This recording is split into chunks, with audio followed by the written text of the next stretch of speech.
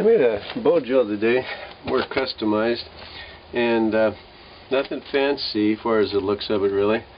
But this end, I just drilled a hole and tied it off and then melted the cord.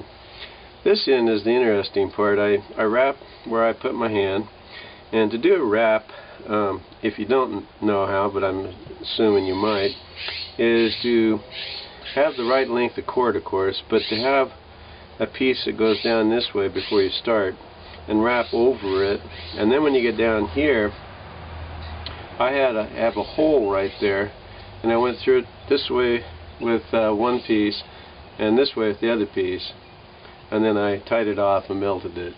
So that's the wrap part. And then I have 3 more holes, and this is the interesting part, and excited over it because it's a self-locking type thing where you don't have to tie a knot. I know if you're a bow driller, you're constantly trying to figure out the right adjustment to go around your spindle. Anyway, you take the cord and you got the 3 holes. You go through the center hole here first, goes through the bow, and then go back through this first hole, and it comes out. Whoops, I better show you again here. He explained it right. Okay, so you got 3 holes, and the first hole is that you go through the center one. It comes out, you go through the first one. It comes out, you go through the last one. Now this is the neat part after this. Look at the back part. You see, you should have some extending out here, but what you do is you loosen this part up here of your cord, the first 2 holes, and put this through it. I think I'll put it this way. Doesn't matter, but it'll be out of the way more. Now, as soon as you pull on the cord, that tightens everything down, and it tightens it against this. So that is as tight as your cord's going to be. And so if you want it to be a tighter cord, say, then you pull your cord the tension you want, you know, and you got that. You pull this through, and then pull this. And if that's the right tension, as soon as you pull down on this cord, it's pressing against this piece that goes, the end piece right here. So it's a self-locking type thing.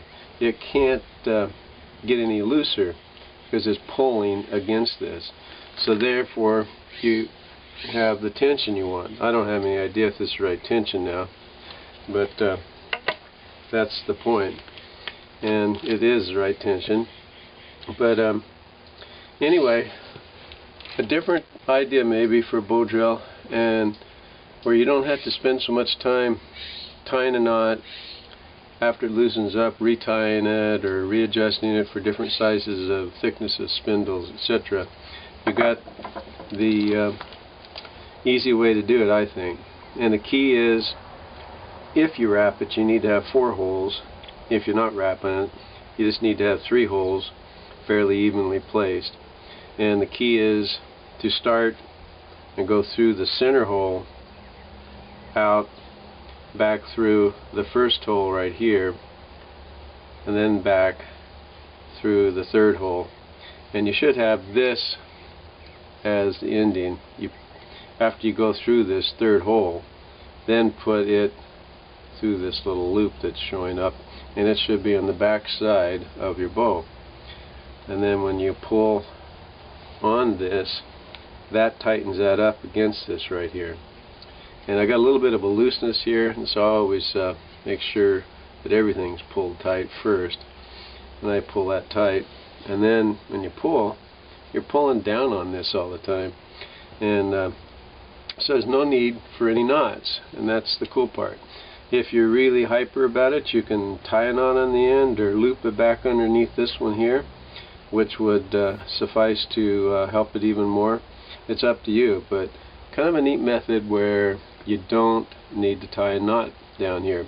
3 holes through the middle one, first one back around, through the last one on top, and through this loop. And you got your bow drill, or your bow for your bow drill. Thank you.